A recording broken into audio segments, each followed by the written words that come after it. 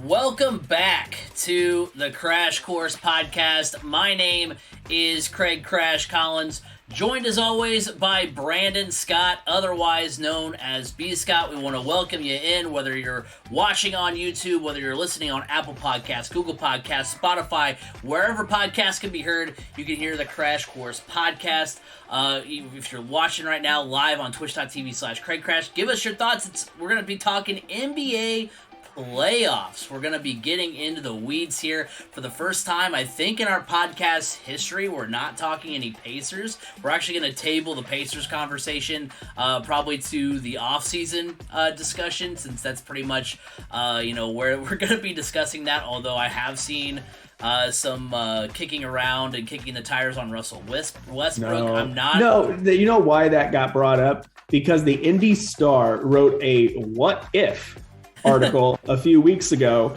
and because the Indy Star wrote it, all of these other writers thought, well, maybe they have some inside knowledge that we don't. Let's run with this. And it's like, no, it was a whole what if. Just stop. We're not trading Brogdon and Buddy Hield for Russell Westbrook and getting picks also. Like, that's stupid. That's silly. The Lakers don't have any picks. Right.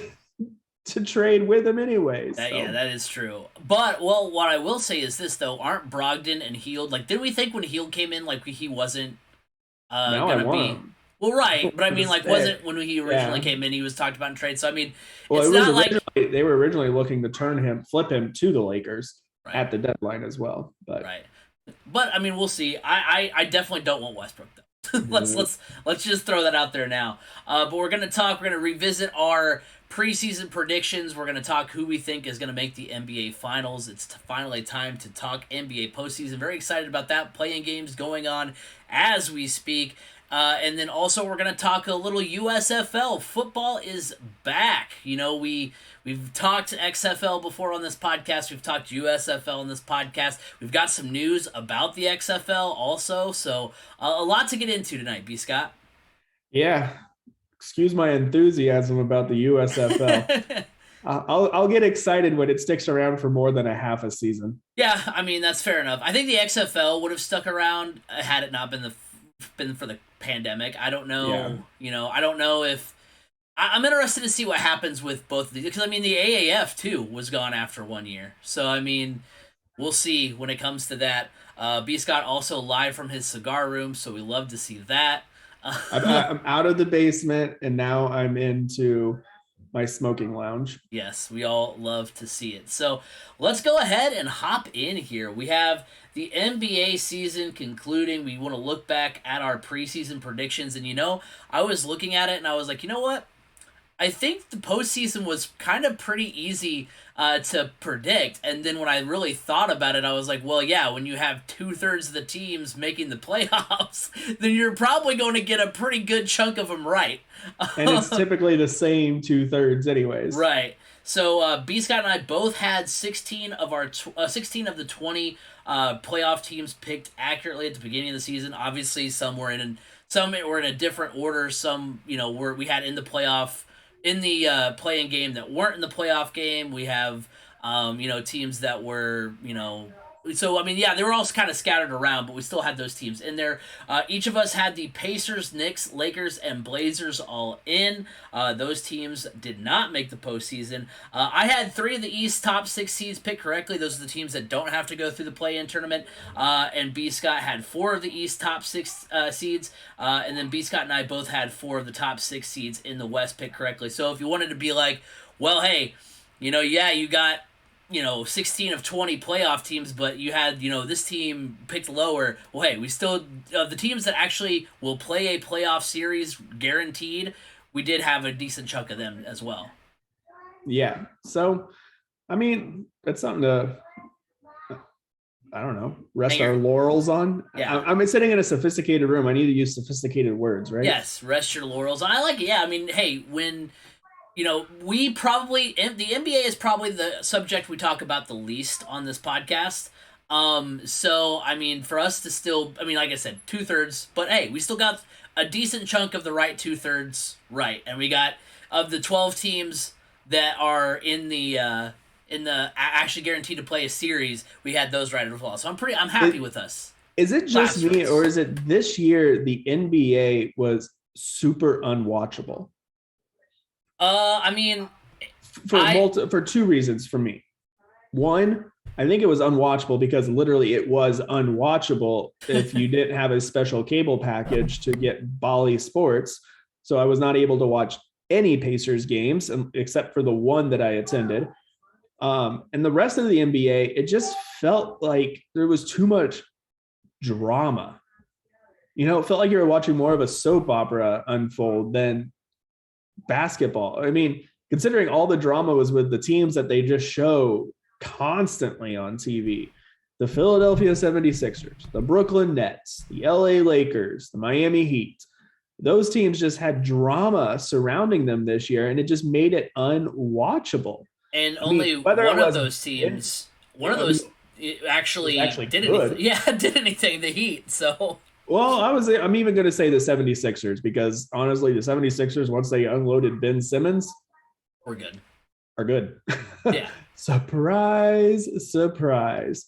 But I mean, it's just like the whole Ben Simmons thing, and then the whole New York not allowing unvaccinated people to work, and Kyrie Irving, which I don't know if that was too much of a that. I mean, Kyrie didn't let it be a drama thing. It just that was It that. it definitely could have been because I know the talk was in the middle of the season like, what if the Nets have like a decisive Game 7 at Barclays Center and he doesn't play because of the vaccination restrictions? Like, Yeah. what does So that look it like? could have been but I mean, it wasn't like he was out there marching in the streets or doing anything like Right, that or being anything, Ben being a Simmons, that distraction. was Ben Simmons was being a distraction. And then you had the Lakers that were just like this monster, like the Monstars built and were a dud. I mean, Played they looked horrible all year, but and then poor Frank Vogel gets blamed for all of it. Like, come on, Frank Vogel is one of the best coaches in the league, and that organization's run horribly. And like we all could have told you, and you put all those old guys together that all are prima donnas, that it was not going to go well. So yeah, it just to me, the NBA, I just never got into it this season. Yeah, I There's, feel you. Well, I mean, it doesn't help, especially with us. It doesn't help that the Pacers were, hardcore rebuilding. So it's not like because typically what keeps us, especially you and I, hanging on by a thread with the NBA is the fact that the Pacers are typically in it. They're typically, before the last couple of years, they've been, a middle of the road Eastern Conference team. So there's been more to discuss. Whereas, I mean, last year we just discussed the Pacers quite a bit because of all the like locker room drama. So I mean, there's your added on drama for last year in yeah. Well, I our area. guess But for me, I actually followed the Pacers, considering I couldn't watch them, pretty closely. One, because after the trade deadline, yeah, they still lost a lot of games, but they were fun to watch. They were fun true. to follow. I mean, you could see that there was a plan in place, which is awesome as a fan to actually be able to legitimately see the plan. And you saw the future was bright. I mean, Tyrese Halliburton is fun. So when I went to that game after the trade deadline, they were playing the Celtics. I went to that game fully expecting for the Pacers to look competitive and then ultimately lose it, and it was pleasantly surprised when the Pacers blew the doors off of the Celtics that game. I mean, they're a fun young team, which is great. And then it became fun just tuning in, making like, oh, fingers crossed that they're not going to win this game. That like one of the last games of the season was against the Pistons. Pistons are equally as bad, and it was like, oh my gosh, this is a must lose game for the Pacers, and they lost. So I mean, it was fun to follow along with that because it wasn't like they weren't tanking like the Oklahoma City Thunder were tanking, where they like a DNP'd half of their team on nights. Pacers actually tried. I mean, they brought TJ McConnell back just because he wanted to. And, they played hard and they still lost. And that's respectable. You can, as a fan, you can get behind that and go, it's fun basketball to watch, even though they're losing. So let's go ahead and take a look at the playoff picture. The playoffs do start on Saturday. In the Eastern Conference, you've got in order the Heat, Celtics, Bucks, 76ers, Raptors, and Bulls. That's the top six. In the play-in tournament, you have the Nets, the 7th seed, versus the 8th seeded Cavs, and the 9th seeded Hawks versus the 10th seeded Hornets. In the Western Conference, you've got in order the Suns, Grizzlies, Warriors, Mavericks, Jazz, and Nuggets. That's the top six. In the play-in tournament, you have the 7th seeded Timberwolves against the 8th seeded Clippers, the 9th seeded Pelicans against the 10th seeded Spurs. A reminder that in the play-in tournament, the 7th seed plays the 8th seed, the 9 plays the 10. The winner of the 9-10 game plays the loser of the 7-8 game. The winner of the 7-8 game is locked in as the 7. The loser of the 9-10 game is out. So, and just a little side thing. If you're a Pacers fan, you need to be rooting for the Cavs to win at least one of those two games, because if the Cavs win one of those two games and they make the playoff field, their first round pick will go to the Pacers. If not, the Pacers have to wait on that pick until next year. And if they don't make the playoffs again next year, that pick turns into a second round pick. So, well, then go Cavs, because I do have them. A little bit of a spoiler here. I do have the Cavs making the actual field, so hopefully that is what happens.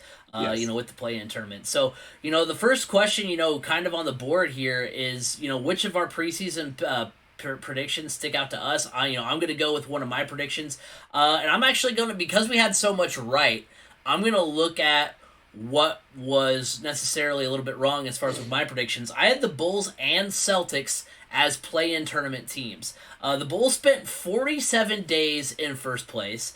They've been in the playoff picture all season. They were third in the league, first in the East in field goal percentage, shooting 48% from the floor. They shot 37% from beyond the arc, which was fourth in the league. DeMar DeRozan is seventh in the league in scoring, 28 points per game. So they absolutely went off. They're going to be exciting to watch in this playoffs and for years to come. I think it's going to be a fun team again in Chicago. Then the Celtics. I mean, what a story with them. They were ninth. As late in the season as February 3rd. They were 28-25 at that point. They finished the season second in the East, 51-31, going 23-6 the rest of the season. Their defense has been their game. First in points per game allowed, first in opponent field goal percentage and 3-point percentage, top 5 in rebounding, and second in blocks. So this is a team that, heck, we thought Brad Stevens going to the front office was going to leave this team a little bit dry and kind of, just basically in the East picture based on the fact that the East really isn't that deep, or at least, do we think the Celtics are going to be so bad that they're 11th in the East? Neither of us thought so, but the fact that, they both are not only in, I mean, the Bulls were a dominant team for a long time. I know they've dealt with a lot of injuries. Lonzo's out. This is a team that was, both of these teams at one point were first in the Eastern Conference, which is pretty wild. Mm-hmm. Yeah, I mean, that is. I mean, the fact that the Celtics have been that good, but at the same time, it's not too surprising because that team is really good. They have that nucleus that they have is pretty stellar. I think, the Bulls being like legitimately locked in is just not something we've seen in recent times. So that's shocking. I think the biggest preseason prediction for me that didn't stick, that is most shocking, is that the New York Knicks did not make the playoffs. I guess I'm a little surprised that the Raptors made it so solidly and the Knicks did not. Coming off of last year, the Knicks were the NBA, the darlings of the NBA, essentially. And it seemed like that was gonna come true yet again this season, but then all of a sudden the wheels just fell off. Unfortunately, because I feel like as a whole, the NBA is a little bit better when the Knicks are relevant. It helps to have that historic team playing in a historic arena. It's a draw, and for them not to make the playoffs is a huge letdown. But yeah, I think that one shocks me the most because they didn't really lose anybody significant. So yeah, that to me, that was the biggest shocker from preseason to now. Yeah, weren't the Knicks at one point, like last year? Weren't they fourth last year in the playoffs? Like they hosted that first round playoff series with the Hawks, which is pretty wild. Yeah. I mean, you said Nets. I mean, that also falls in there too because we thought the You know Nets what? I were am gonna. not that surprised about the Nets, to be honest. Yeah, I guess. Because I don't know. I guess didn't expect the vaccination ban to be in effect, I guess. So that does affect them a little bit. So that's why they get not as big of a surprise for me. They get a little bit of a pass. But I don't know. It just that team never felt like it gelled correct. And it still doesn't feel that way with the addition of Ben Simmons, to be honest. Um, Honestly, when I look at the Nets, I just feel bad for Kevin Durant because I feel like his talents are being wasted away there and he could really be a good player somewhere else. Yeah, he really could be. I mean, that's a team that, we're going to talk about the Nets and the Lakers here in a little bit, but that's a team that we both had. I mean, heck, in the Eastern Conference Finals, we thought they were going to be, knocking down the door. The last couple of years, we thought they're going to be knocking down the door of getting to the NBA Finals, and I mean, they can still technically get there, but it's a long road. It's You gonna be a brought long road. you brought up the Raptors, and I'm glad you did because as far as like surprises from the regular season, I mean, there's a lot of eyebrow raisers. The field was pretty predictable, but even in spite of that, there was a lot of eyebrow raisers. You could go with the West, the Lakers missing the playoffs, the Grizzlies are the 2 seed after being a play-in team last year. That's mine. That's mine 100%. The Grizzlies, it's just weird to see the Grizzlies up that high because typically when the Grizzlies make it in, they're like the 8 seed or, right around there near the bottom and they play that spoiler role. But for them to be as high as they are, that's like, what? The Grizzlies? Are you sure? Yeah. So that's cool to see though, because that's one of those teams. I guess I had a friend that played for the Grizzlies for a while, so I've been kind of a fan of the Grizzlies, and they're just one of those teams that like, how can you not root for them? Well, exactly. I mean, Teams playing against them, you had a couple Indiana products there. You had for a while. You had Zach Randolph. You had Mike Conley. I mean, that was a team Yeah, that back in the day. I mean, that was like that. What I think that's one of the teams that's like been an 8 seed, knocked off a 1 seed. I know, yeah, like they knocked off San Antonio. right. So Those really good San Antonio teams. right, and that was a team that just like prided themselves on defense. So like it was a lot. The Memphis Grizzlies are a lot of fun, and I remember when doing the research for this podcast, and I was like, should we have seen the Grizzlies coming? And I was like, nope, they were a playing team last year. So, so I was like, man, they've taken But a at the leap. same time, they have made the correct leap that you want to see out of a team that is in the play in one year. I mean, yeah, they took an astronomical leap, but for now to not be in the playing game, they're making the right moves, they're developing their players, they have the right path. So it's a good thing to see. You could also go with, in the East, you got the Cavs making the playoffs. You have, we talked about the Celtics and Bulls overachieving. However, I'm going to go with the Raptors. This is a team last year that went 27-45. They were 12th in the East. They played the whole season in Tampa, which I kind of forgot about. The fact that they were in Tampa all year last year. They had a COVID outbreak. They were projected at the beginning of the year to go 35, in the 35-40 win mark. They lose Kyle Lowry in a sign and trade deal that landed them Goran Dragic, who has been out most of the year. They did get Gary Trent Jr. in the offseason. He's been a big contributor for that squad, but they've gone from 28th they've gone from 28th to 8th in rebounds, so whatever that's worth. I was looking for stats where like did they really like just change like was there a philosophy change? Like what did they go from last year to this year? And no, I think it's just more about being that's a huge step up from Jonathan Kuminga. Yeah, and I think that just the fact that like now you're at home, now you're playing in familiar territory. You don't have your team discombobulated with COVID. Who's out? Who's not out? What do we got to do here and there? So I mean, they've got their stability back, which is got this team back in shape. I mean, and this is a team whose main contributors are all homegrown. I mean, Nick Nurse has done a great job of getting the Raptors back on track, and the reason why they stood out to me too is I feel like every year, ever since they won, like we look at that year where they won the finals with Kawhi as like, okay, that's cool. Kawhi went to a team, kind of like what we hoped at one point, like for the Pacers. Like, can we just land like one of the superstars who can just carry this good like exoskeleton of a team that we can like form around a superstar like Kawhi and lead us to a title? And then after that title, we were kind of like, okay, well, that was cool for the Raptors, but they're probably going to go back to being ho hum again, and they are consistently in it. Nick Nurse has done a great It's job Nick there. Nurse. Yeah. I just hope, because there's a lot of people saying Nick Nurse is being heavily considered for the Lakers job.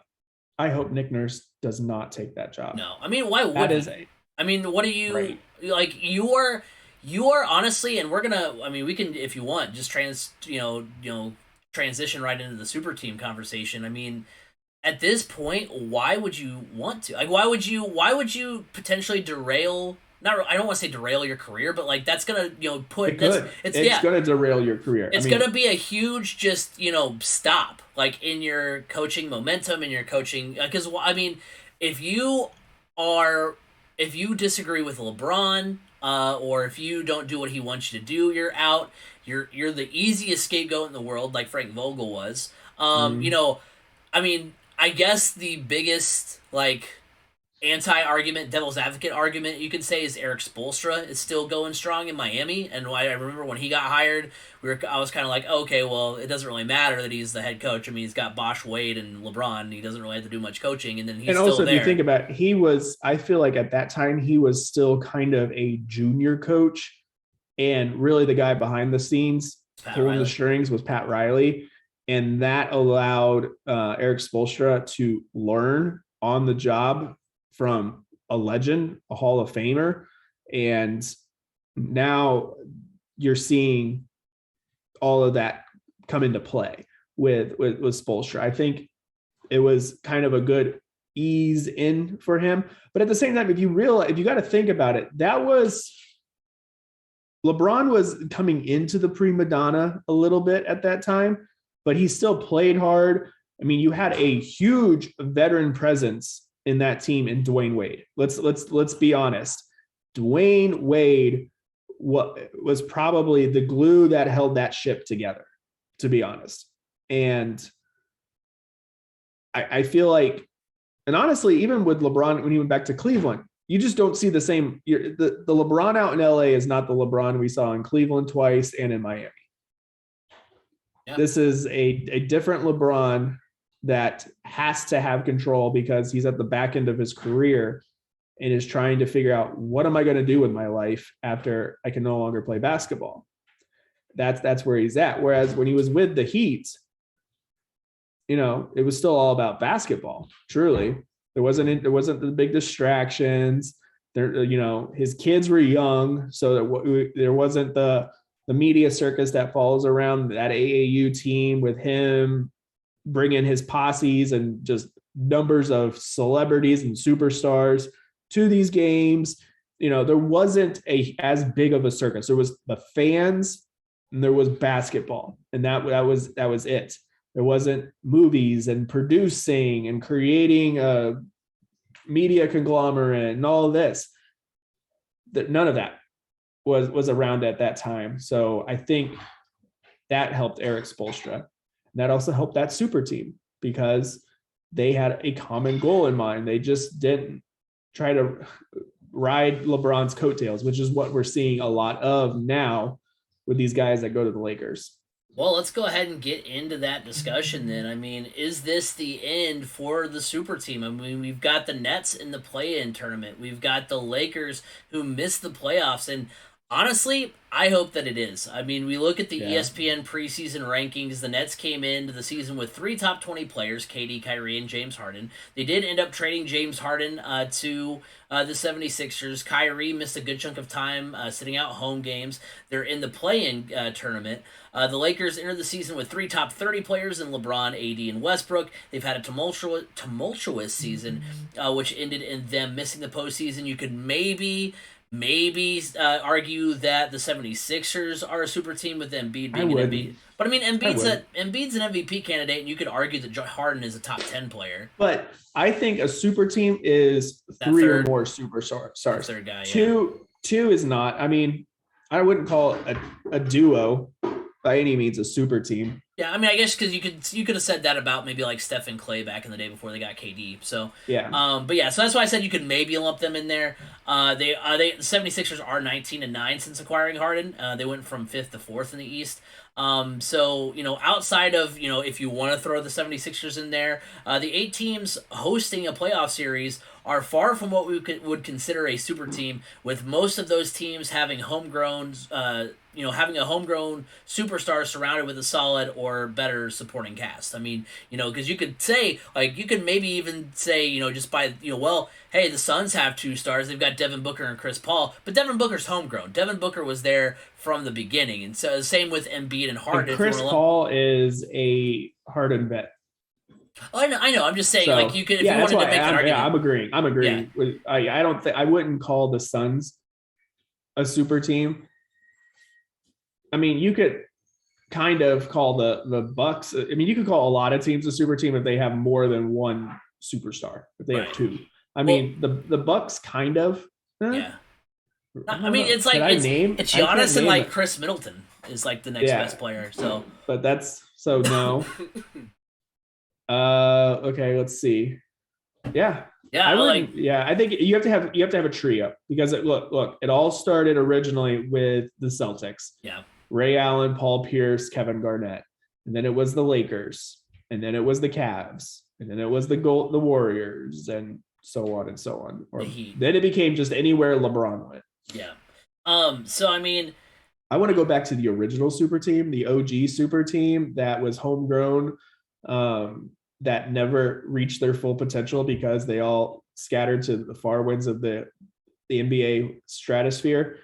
The Oklahoma City Thunder, when they were originally, when they first moved to Oklahoma City. I mean, talk about unreal if that team would have stuck together just 2 more seasons. Yeah. KD, James Harden, Russell Westbrook. I mean, talk about excellent drafting by them. Didn't they have Serge Ibaka too? I think. Or was no, they had. It was like that. It was after Kendrick Perkins. Oh, okay. Yeah, he joined them after the Celtics kind of disbanded a little bit. But that team was that could have been big time. I mean, they made the finals. Yeah. They did make the finals. They ultimately lost it. Was it to the Heat? To the Heat, yeah. Yeah. But it was still such a young team. Right. They lost it in 5 to the 5. Think about that. They lost it in 5.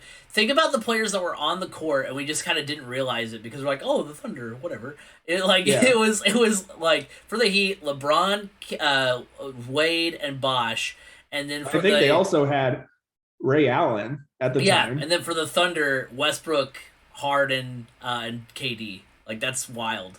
All those players on the court at once.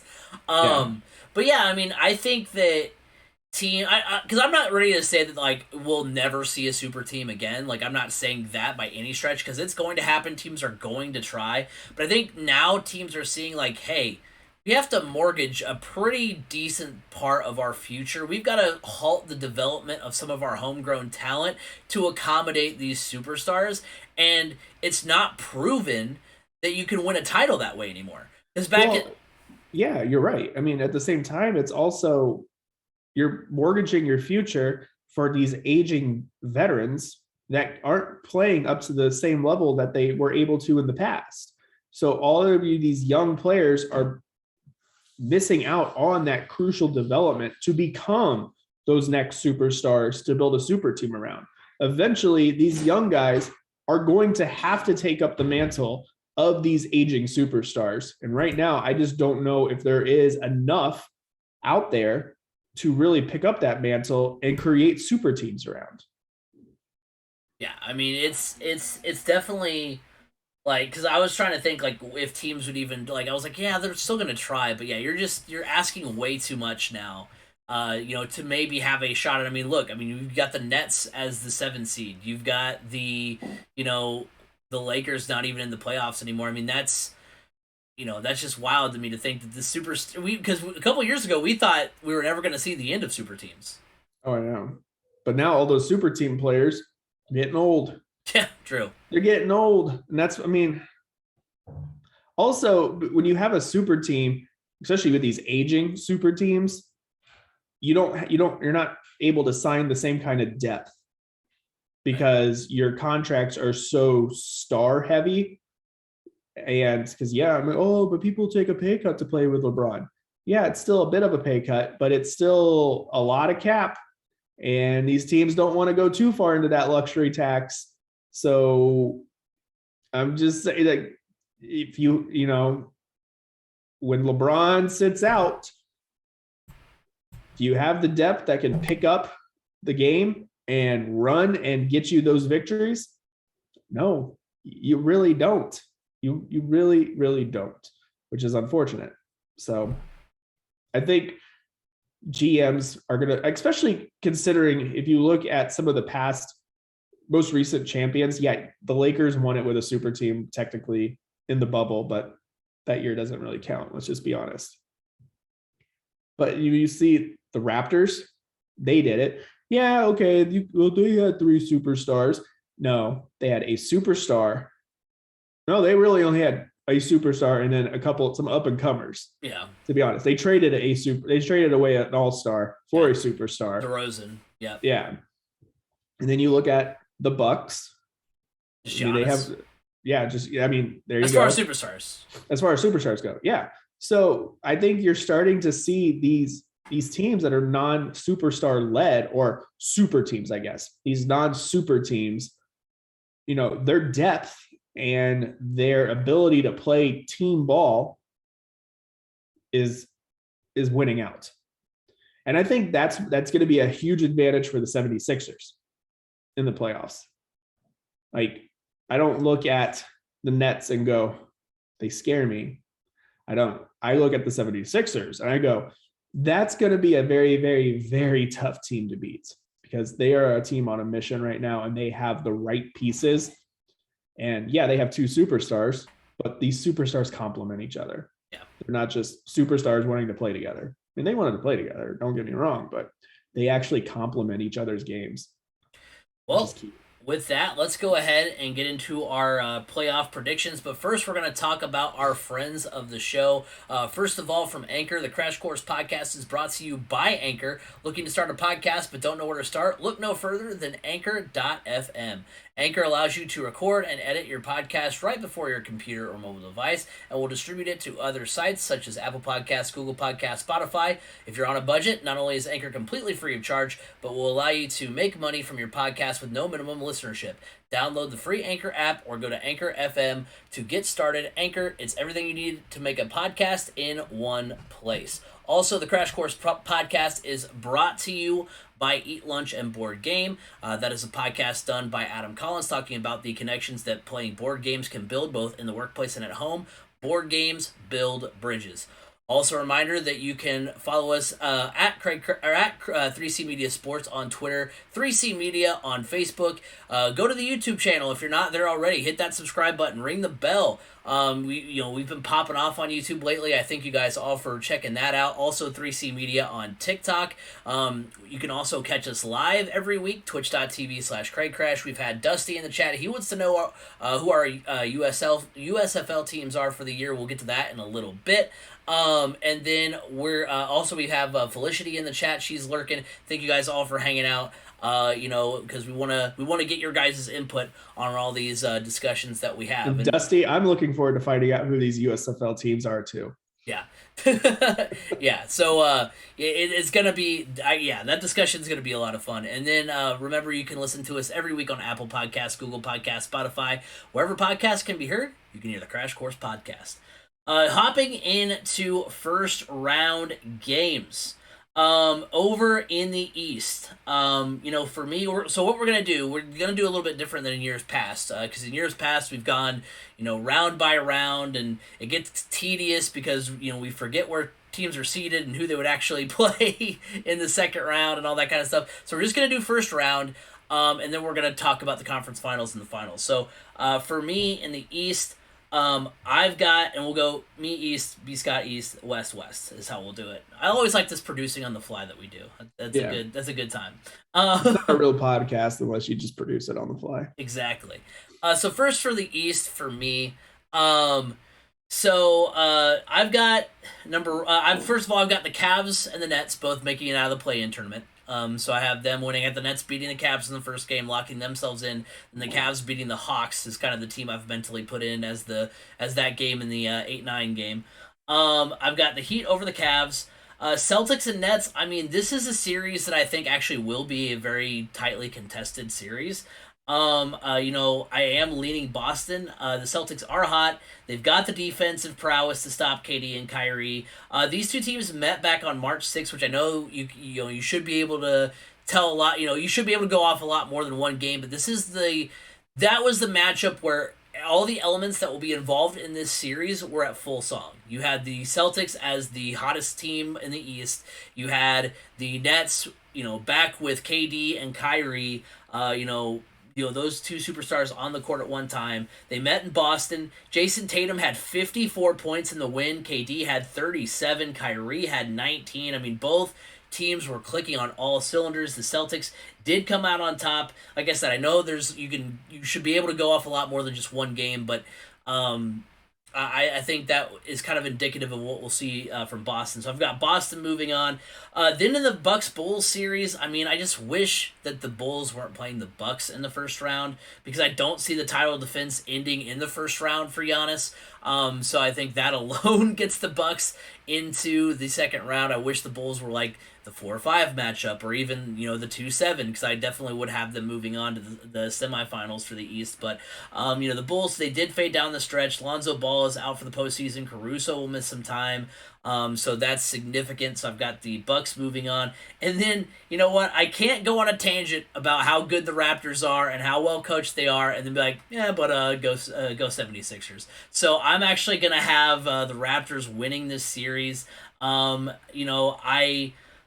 Let's face it, the 76ers do have a track record of losing the conference finals anyway. Even if I had picked them, I would have had them losing in the conference semis just because, hey, unless you actually win a semifinal series, I'm not going to pick you, especially because the struggles of not just the Sixers, but Harden in the postseason is pretty well documented. So I'm going Raptors over the 76ers.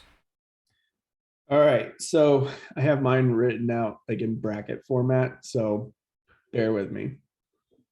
I do have Miami over Cleveland. I have Cleveland being the 8 seed. I agree with you. I don't see them beating the Nets in the play-in, but I do see them I have them actually beating the Hawks as well. So, I mean, I really hope that's what happens, but I also wouldn't be surprised if the Hawks end up in the 8. So yeah, Miami over Cleveland. And then in the 4-5, I have Philadelphia. In that one, they're just one of the hottest teams right now in the NBA. And I think that carries over. And they, like I said, they are a team on a mission. Milwaukee and Chicago. This one I think could be a fun series just because of how good Chicago has been this year. But unfortunately, the defending champs roll on. Not really unfortunately. I can't say that because I do like Milwaukee. Yeah. They're a fun tein. I like them. They give Pacers fans hope. Yes. Well, and I mean, to boot, you also have Giannis on TikTok telling dad jokes, in his post-game pressures, which I think is really funny because all the comments are like, this dude just dropped 50 on your team and is telling dad jokes in the press conference. Like, this guy's amazing. And then also one of the guys on that team is Indy native and former Pacer George Hill.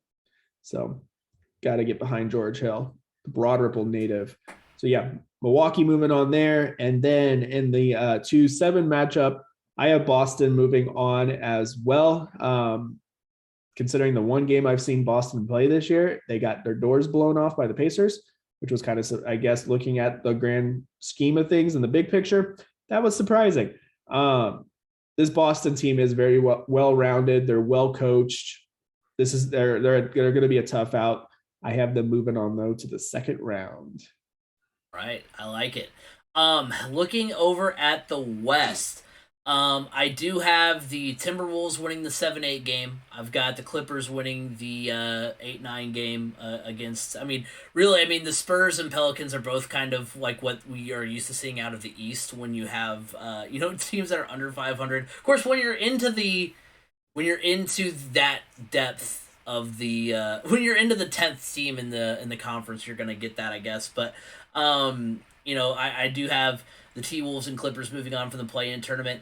I have the Suns over the Clippers in that first round series. The Grizzlies and Timberwolves, like, but it's wild that both 2-7 matchups like could be really fun and interesting. Yeah. Because the Grizzlies and T-Wolves are very evenly matched. You have two teams that are they're the top two teams in points per game. Both teams are in the top three in steals and blocks. They split the season series, so I mean these are two teams that play very similar basketball, and it's going to be a lot of fun to watch. I do have the Grizzlies moving on. They're the team that's the most hot coming into the postseason. I think they've won 7 of their last 10, whereas the Grizzlies I think won like 4 of their last 10. Which I mean I'm sure there's some like rest stuff involved, but probably not because they're at the bottom of the food chain. So who knows what contributed to that 4-6 record down the stretch. But that's how razor thin I think this matchup's going to be. Is like I'm kind of factoring in what they did in the last couple of weeks of the season. With the Warriors and Nuggets, it's funny because when I saw that these two teams would play against each other, I was all in on picking the Nuggets to win this postseason series. I was like, you know what, is this going to be the year that Jokic is going to like break out and have like that deep playoff run? And then I saw who they were playing in the first round. I was like, it's against the Warriors, who I also want to have a deep playoff run. And so I mean the Nuggets did win 3 of 4 against Golden State this season. And since returning to the postseason in 2018, Denver has won in every first round matchup since returning to the postseason. But it's their first time being the lower seed in those matchups. Typically, they've been the 2 seed, the 3 seed. This time, they're the 6 seed. And the Warriors are more of the caliber of team that they would face in one of those seasons in the second round, which has been a tough hill for the Nuggets to get past. So this is more of a team they're used to seeing in like the semifinals where they haven't been as good. And also I put in here, come on, it's Steph and the Warriors in the postseason. Like I can't pick against them. And then finally, Mavs over Jazz. I'm well documented Jazz hater. Me. I don't like the Jazz. Why? In the postseason. Just in the postseason. Just in the postseason. Yeah, they just have that like fantastic regular season, and then they just go dark in the postseason. Feels like. All right, so for me, again, I'm going bracket style. I have the same play-in winners. It's so hard. I guess I'm not a huge fan of the play-in. Let's just be honest. We both had the 7 and the 8 being in the 7 and the 8 spots on both sides. Yeah, true. Of everything. So like, let's just lose it. Seriously, it just adds. It adds a couple of games that people really don't want to watch. So another story for another time. All right, Phoenix. I have them moving on over the Clippers. Playoff P is a no-show in this playoff series. The Phoenix Suns, to me, are a lot like Milwaukee and Philadelphia. They're playing really well as a team. And this time of year, this team is, I don't know, they just click. And when you watch them, you're just like, that's how you play. So I got them advancing on. Dallas and Utah. Unfortunately, I'm not as big of a Jazz hater. I love me some good jazz music, so I have in your cigar lounge. So. In my cigar lounge while sipping on a nice glass of bourbon on the rocks. And see, I even fancy it up. I got some flowers. Yeah, I like that. It definitely lightens up the mood in there. Sure. Oh, it's a very room's full of mood. So I got Utah. Moving on. I'm just not as sold on Dallas, to be honest. So Utah there. Golden State and Denver. Steph, Clay, Warriors. They're playing back up to the way we've accustomed to seeing them play. Golden State moves on. And yeah, you're right. I would like to see Denver for it to click for them, but unfortunately, it's just not this year. If they were coming out of the 4-5, if they were in that 4-5 slot, kind of like Bulls and Bucks in a way. Yeah, I could move Denver on in the 4-5 slot, but 3-6, sorry. And then Memphis over Minnesota.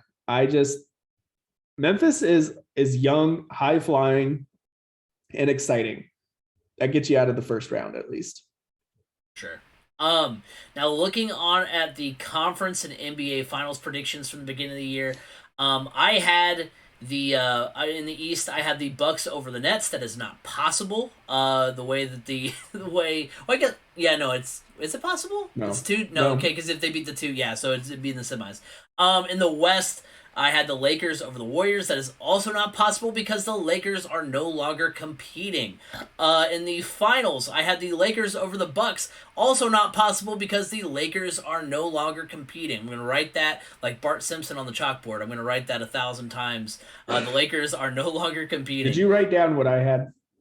Yes, yeah, I'm gonna read Yes. it off. Don't worry. Okay. B Scott, he had the Bucks over the Nets. Not possible, but hey, same track mind here. He did have the Warriors over the Suns, which I believe is It possible. is possible. And then you have the Warriors over the Bucks, also still possible. So B Scott is still in it. So the first question regarding the Eastern Conference Finals, are we sticking with the Bucks out of the East? For me, I definitely am. I think the Celtics, who I have Milwaukee facing in the second round, match up better with the Bucks than the Heat would, because I think that's how in my mind, kind of mentally, I was going through it. I was like, okay, it'll be Bucks Celtics in the second round, and then they'll win that one, and then they would most likely play the Heat, because I have the Heat beating the 76ers or the Raptors, excuse me.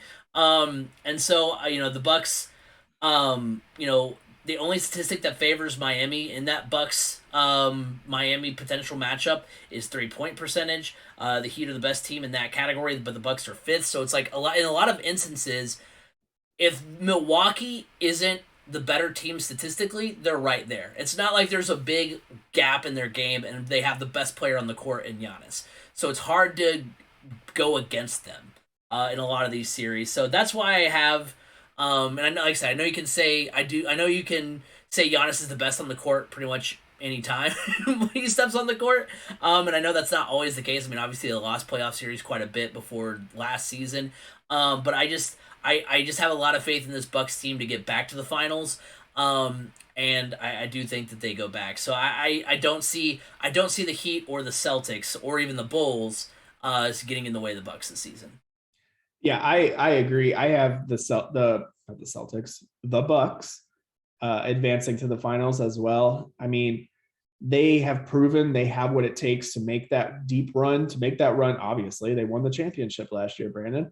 But yeah, I when I look at the other remaining teams that they would have to go through, none of them really stand out to me as somebody that it's just all of a sudden going to click for them and their past postseason woes are magically going to disappear. Now, I do think the only one that could, because of the all new scenarios for everybody, is the Philadelphia 76ers. Joel Embiid is playing out of this world basketball right now.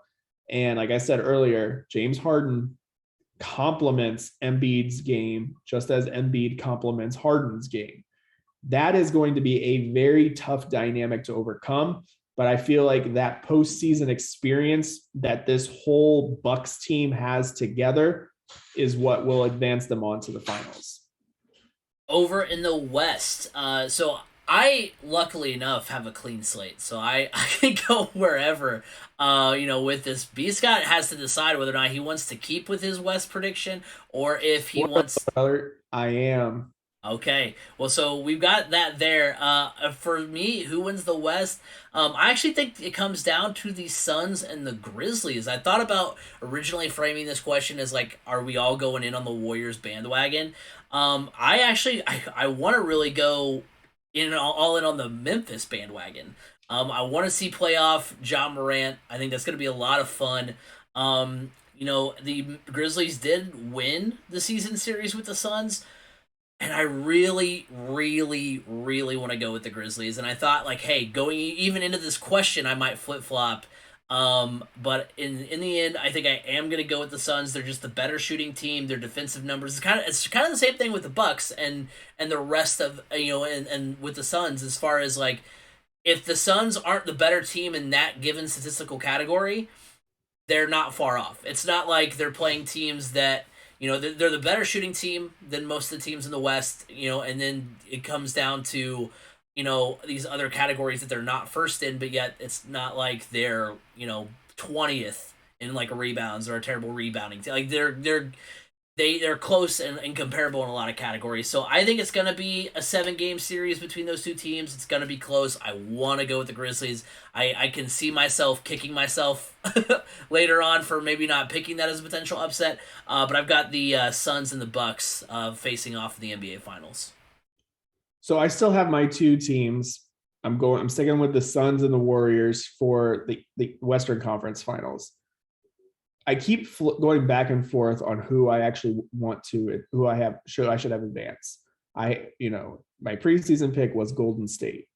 I think I'm going to stick with that just because this time of year, shooting, outside shooting in particular, can start to go away from teams, and that can be a huge factor in whether you win or lose. Because let's be honest, tired legs happen, but this Golden State Warriors team knows how to handle that leg fatigue. They've done it before several times. And I think their past experience with that is what advances them on. I mean, look, that was what undid the Suns in the NBA Finals last year, was their outside shooting went cold. And that ultimately allowed the Suns or the Bucks, they dominated the paint. And that was enough. I mean, the Suns had no answer inside, and they could not keep up shot for shot. So I think ultimately I got the Warriors moving on because of their knowledge of how to handle their leg fatigue. So in the NBA Finals, B. Scott had the Warriors over the Bucks. We get to decide. It's good to see if he sticks with that. For me, I've got the same matchup as it was last year. I can't tell how happy I am with getting to that conclusion because I really wanted to have something different. But I was, after my... It was entertaining. Yes, for sure. I mean, you've got, there have been 2 times in the last 10 seasons that we've had back-to-back titles. A team has won back-to-back titles. It was the big 3 for Miami, and the Warriors were with KD. And while Giannis is the best player on the court in pretty much any series that you put him out there, at the same time, it's not the same as having that big 3. It's not the same as having the talent that we saw. I mean, just by sheer number of superstar players, not quite as the dominant level as that Miami team, as that Warriors team with KD. So I just can't think of a scenario. This series went 6 last year. I can't imagine the scenario happening where the Bucks and Suns square off 2 years in a row and the Bucks win both times. So I'm going with the Suns. I'm just gonna fade it. I'm gonna fade last year's finals. I'm going with the Suns. They're my new team, so I mean, I'm sure every team in the West rejoices that I probably jinxed the Suns to lose in the first round. I just think, like I said, it's not even based on anything really rooted in the numbers. I just think if this series were to happen again, I don't think it turns out the same way. So I'm gonna go with the Suns over the Bucks. Look, I'm sticking with my preseason pick. To me, it's the most. I just basically explained it with my Western Conference Finals explanation. I mean, I just feel like the outside shooting is going to be so key for Golden State that, I mean, it's going to be a battle. I think I'll make a prediction. I will still say Warriors over Bucks, but I'm going to say this goes 7. I think it would be a 7-game series, and it's going to be a fun one. For sure. And I mean, honestly, I'm rooting for the Suns. Obviously, that's the pick I just made, but I wouldn't mind seeing the Warriors get back there. I mean, it's one of those things where it's gone from when we were sick of seeing the Warriors every season in the finals to now we're like, man, that'd be great if we saw the Warriors get back there. So it's going to be a lot of fun for sure. So B. Scott sticking with Warriors over Bucks. I'm going Suns over Bucks. So we'll see what happens. Playoffs start on Saturday. Another thing that starts on Saturday is the USFL, the latest iteration of spring football. Want to point out there's no legal connection between this league and the USFL of the 80s, although they are bringing back some of the same team names and stuff like that, so that's interesting. In the South, You've got the Birmingham Stallions, notable names on that squad. You've got Coach Skip Holtz, son of Lou Holtz, who coached collegiately at East Carolina, USF, and Louisiana Tech. They also have former Notre Dame soccer player Brandon Aubrey, so that's pretty cool. That's their kicker. In Houston, you've got the Gamblers. They've got Kevin Sumlin as the head man, former Texas A&M head coach. Tampa, you've got the New Orleans Breakers. You've got the Oh, that should have been Orlando. I know. I don't like it. I don't like it at all. No, Um, maybe they couldn't. I bet they couldn't maybe yeah, some because sort of of the old license show. thing. Yeah, Yeah, the Orlando. Oh, they missed a huge opportunity. You just really, lost a fan. yeah, exactly. You've got the Tampa Bay Bandits. Notable names: Todd Haley, former Chiefs head coach, and the Notre Dame tackle Jerron Jones. In the North Division, you've got the Michigan Panthers. Notable names on this squad. There's a lot of There's a lot of people you may know from this one. You've got Jeff Fisher, former Titans and Rams head coach. You've got Michigan quarterback Shea Patterson, former Memphis and Broncos quarterback Paxton Lynch, former IU running back Stevie Scott III. In New Jersey, you've got the Generals, led by former Oregon State and Nebraska head coach Mike Riley. In Philly, you've got the Stars, notable names: former IU defensive tackle Jerome Johnson, former Notre Dame linebacker Tavon Coney, and then you've got the Pittsburgh Maulers. Some rule changes that you would want to take note of: you have the opportunity for a point or points after touchdown. You've got the PAT from the 15-yard line, the 2-point conversion from the 2-yard line, or the 3-point conversion from the 10-yard line. I would go for the 3-point conversion because I feel like you have your More room. Your playbook opens up a bit more from the 10-yard line. Yeah, for sure. Overtime will consist of teams attempting 3 alternating 2-point tries, with the team with the most points after those 3 attempts being the winner. If it's still tied, the game will become sudden death. Yeah, I don't know about that one.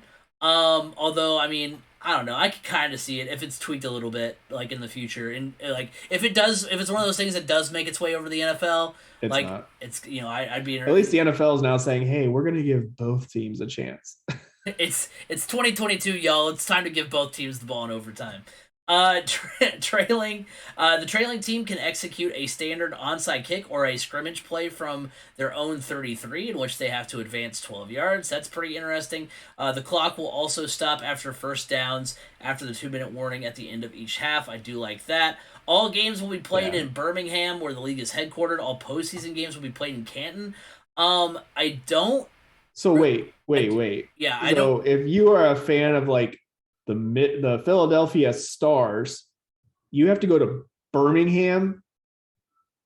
So I don't know why it's like that. I the only thing I can think of, because I couldn't really find like a reason. They were just like, yeah, all our games are in Birmingham. So they don't have to pay rental fees for numerous stadiums. That's a cost cutting thing. Okay. But because I was thinking, talk about no revenue. Yeah. Because you're basically catering to the community of Birmingham. Dude, Birmingham's gonna be lit this spring. I mean, I can already tell you, based on that right there, this league is DOA, dead on arrival. I'm sorry, but how do you expect it to grow, or how do you expect it to build a fan base when the fan of their local team can't even go watch them without buying a plane ticket? The only local team that's going to be able to be seen is the Birmingham Stallions. Yeah. Congratulations. Just hand them over the trophy. I mean, well, I guess they have to play the postseason in Canton at the NFL Hall of Fame Stadium that has a horrendous field. Yeah. DOA, dead on arrival. Sorry. Well, luckily, I mean, we did have the announcement that the NFL is working with the XFL to develop players. So that's And Craig said, "You are welcome for the suggestion." Yes. Well, and because like I just think it's the next logical step, because I think there is a market for what these different leagues have tried to do. I think there is a place for it in the NFL, and I think, or is it like in the realm of football, and I think it's something that I don't know how it would necessarily be integrated, but I think you're just opening your fan base up even more. Like if you're like, again, this is like I've said 1,000 times, we used to rehash this on the podcast. Like you're telling me that I get to go see let's say the Louisville River Dogs. I know it's a baseball team like name, but like, there that's the Better minor. than the Louisville Bats. Yeah, that's the Louisville River Gamblers. I don't mean to get hooked up on the name here, but you've got that's the minor league football team. I get to go watch. If T.Y. Hilton, Jonathan Taylor's on a rehab assignment, I can go watch him. I don't have to pay the NFL cost to go. You know what I mean? It's like just the Yeah. added on kind of thing. Or hey, next year we've got Sam Ellinger potentially coming in and being the next quarterback for the Colts. Well, we got to watch him in Louisville because I mean you have that connection now with minor league baseball where people are like, yeah, I remember going to see Garrett Cole at when he pitched for the Indians. I remember seeing Andrew McCutchen play for the Indianapolis Indians. You'll have that kind of thing with the NFL, which is I mean I'm sorry to myself hurting my own feelings. The NFL is more popular than Major League Baseball. Like, so if you have that same sort of connection with those players, I mean that just helps the sport out even more. So I Is the I XFL going to play in the fall? I have no idea. I just Okay. know that they're coming back in 2023. I don't know if it's going to be spring 2023 or what, but I do think that that's a good sign if you want to see even more football because I think if the NFL is working with the XFL, I think they see. I mean, heck, it's headed it's done by The Rock now. He's the one who owns and runs whatever the XFL. So I think that's some good movement in the right direction on if you want to see these teams in these leagues survive. Is they're going Yeah. to have to be rooted in some way to the NFL, and I think it's a no-brainer for both sides. Yeah, I agree. Yeah, I don't think you're ever going to get to the point where you see teams sending players down and bringing them back up. I do see it though. They, like I said, a developmental league where a lot of these rookies that or these undrafted guys that bounce around from practice squad to practice squad will give them a place to land on their feet and really hone their game. And then so when a team sees them and goes, "Yep, you're ready to go," and they can be more of a contributor. So it gives another option to these guys that aren't you know too deep caliber quite yet. They need a little bit more time. Um, yeah, it's better than wasting away. I mean, you can't. I seriously, you cannot call it wasting away on the practice squad because you're still making a ton of money Yeah. on the practice squad. You're just moving around a lot. You're just not making as much as those guys in the two deeps. But for all of us non-football players, that six-figure salary you're getting over 300,000, that looks pretty darn good. But just think of like You if can have a room just like this. just think of if you're Matt Corral, you just got drafted by the Indianapolis Colts, let's say, and you're gonna in July pack up and go play for the Bloomington minor league affiliate of the Colts, play an 8-game schedule in lieu of having it because I could see if that ever happened, I could see them removing the preseason altogether and just have guys getting reps in those minor league affiliate situations. You have no Mhm. preseason, and then at the end of the year, for the developmental league, you just have the postseason. You see those younger players that I mean, because if Matt Corral gets drafted or whatever, like you're not going to see him on the field that much anyway in the NFL. So And you he's don't, probably not going to be your backup this year, anyways, because you and got you Sam Ellinger. and so you don't care about him playing in a summer league. And I mean, you have that going up against baseball when it's in its dog days. I mean, that seems like a good situation for the NFL. Yeah. But taking a look back at the USFL, favorite rule change unique to the USFL. I like the idea of a 3-point try after a touchdown. You said you mentioned the fact that you get to open up your playbook a little bit more. I mean, you're telling me a team has to be up 10 to truly feel comfortable. That's pretty cool. It could make for some exciting finishes. I also like the idea of having one play from scrimmage to gain 12 yards in lieu of an onside kick. I mean, rules like this, in the I know NFL, the NFL, that was proposed at one point. I mean, that just adds more excitement. I mean, you're telling me like, okay, we can either kick this onside kick, which is just this astronomical high chance. I like my chances handing the ball off to Derrick Henry to see if he can run 12 yards. I like the idea of hey, we're gonna snap it in shotgun to Patrick Mahomes and let him figure something out, to get 12 yards, in a late game scenario. That just adds to more excitement at the end, which is more excitement in general, which I think I'm here for. So I do like those two rules. I'm interested to see how they play out in execution in the USFL. Yeah, I definitely, for me, it's the 3-point try. I think you're going to see a lot of teams try to go for that because, like I said, the playbook opens up a lot more 10 yards out rather than just 2 yards out. I mean, there's not a whole lot you can do. There is. You can do a lot from 2 yards. I'm not going to say that, but there is a lot more options. You're not just going to, a team can't just line up and try to stuff you at the goal line because you're going to run the ball. It's, they got to worry about the slants. They got to worry about, just a bunch of stuff. So I think it adds it's another chess piece that I like. I think that could be fun. Do I think the NFL will ever adopt that? No, I don't. It's a gimmick. It's a gimmick rule, but hey, that's what it's meant for. I mean, I think it's one that has a place for sure in the NFL. If anything, I think you'll end up seeing the NFL say a 2-point conversion can be from the 10-yard line. Yeah, but then at that point, you didn't have to move back the extra point. You have to move back because then you're saying five. I either get one try from the 10, or I can just kick it from the 15, and now I'm good to go. So I think you'd have to move that back to at least 20 yards, which at that point you're thinking 37-yard field goal, so maybe make it just an even 40 for a PAT. And it could work.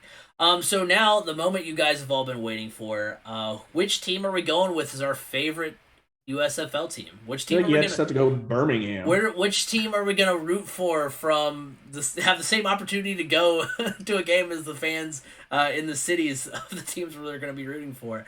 For me, I mean, I looked at it. The Breakers and Maulers have the most unique uniforms. I mean, a lot of the uniforms are just kind of cut and paste for each team. What color? Do you know what color the Breakers were? Breakers were blue, green, and white. Oh, they missed the opportunity again. Green, yellow, and white. Is it that hard? Mardi Gras.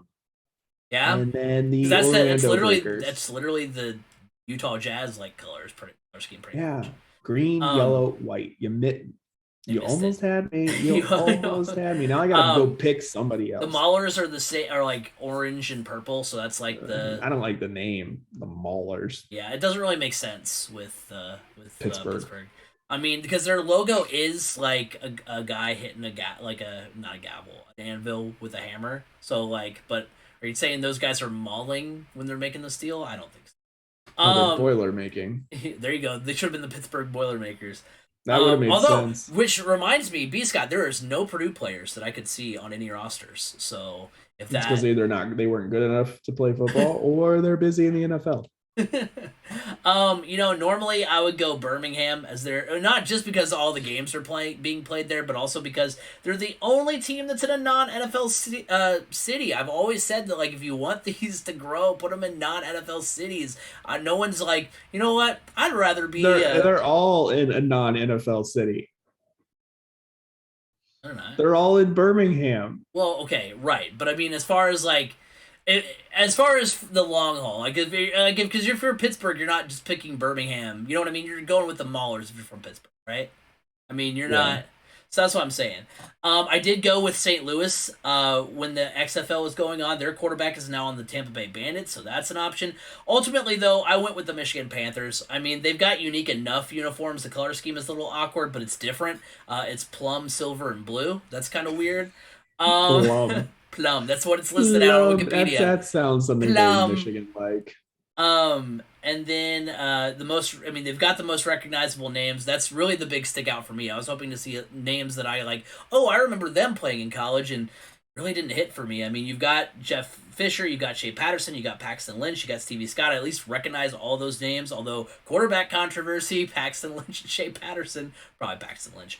And that community, although no games will be played in Michigan this season, has longed for football success at the pro level, and I think they are most set up with it. So, go Panthers, I guess. Yeah. I don't know. I'm going to go with the Tampa Bay Bandits because it's most like the Buccaneers. Bandits, Buccaneers. Yeah. They all pillage and steal. And plunder. But I guess if you had to go with a team that like makes the most sense with their name, the Philadelphia Stars. Yeah. If you think about it, because Philadelphia, Liberty Bell, Continental Convention, all the history there. I mean, look, the 76ers, 1776. That's why they're the 76ers. So yeah. Wait. The 76ers are called the 76ers because 1776? Yeah. That's wild. I never knew that. Real? Are you serious? No, I'm joking. I was about to say. I was like, wait. All right. I know the history professor at Ball State looked like ZZ Top, but he was still right. Yeah, I mean the Philadelphia Stars because their name makes a little bit more sense than the Philadelphia Eagles. Well, not really. And like Eagles, America, Independence, America. Yeah, I guess. And then we made them green and silver. But yeah, I don't know. I'm gonna go with the Tampa Bay Bandits because, yeah, why not? Yeah, I mean, it's hard to like. Oh, this is gonna be my team to root for. When I'm gonna say there is a 1 in 1 million chance I watch a single minute of the USFL. I'll at least probably check out the first weekend. We'll circle back to it maybe middle of the season, depending on how it starts this Saturday. Yeah. Yeah, maybe. See. I was gonna say if it started Sunday, big no because it's Easter Sunday for one, so you guys spend time with the fam, and then 2, it's also the Bristol Dirt Race. True. I mean, if it's anything like the XFL, because I remember when the XFL kicked off, and it felt like I remember my reaction to the XFL being like, it's like like on a college football Saturday when like you're all hyped up, you just watch College Game Day for 3 hours. You're ready to go. You're ready for LSU Alabama that kicks off at 3:30. You're ready for the Texas and Oklahoma that like they kick off at noon. That's a bad example. You're ready for Texas and Oklahoma State at 7:30. You're ready, but you still have to sit through like Iowa Northwestern. Like that's what the XFL reminded. That's what it reminds me of. Like okay, I can use this. Will get me by. So that's kind of how the XFL felt to me. So like that's how I'm envisioning the USFL will be. So I mean it's like I'll watch it if there's no MLB games on that intrigue me. All right, I'll give it a shot. Yep, it's just a taste. Yeah, for sure.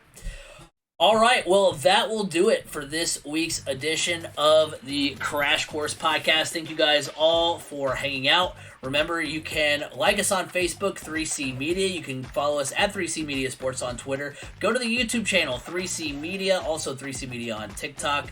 You can watch us every week, twitch.tv/CraigCrash. And remember, you can listen every week on Apple Podcasts, Google Podcasts, Spotify, wherever podcasts can be heard. You can hear the Crash Course Podcast. You can find me at Crash Course FM on Twitter. B. Scott, where can they find you? You can find me on Twitter at Brandon_Scott87. Next week, we'll be talking football as well, but we'll be talking about some NFL draft. It's almost time. We'll be getting into the weeds of that. So make sure you're locked in. Next week is going to be predominantly Colts. So make sure you're ready for that. It's going to be a lot of fun. But until then, have a good one, everybody.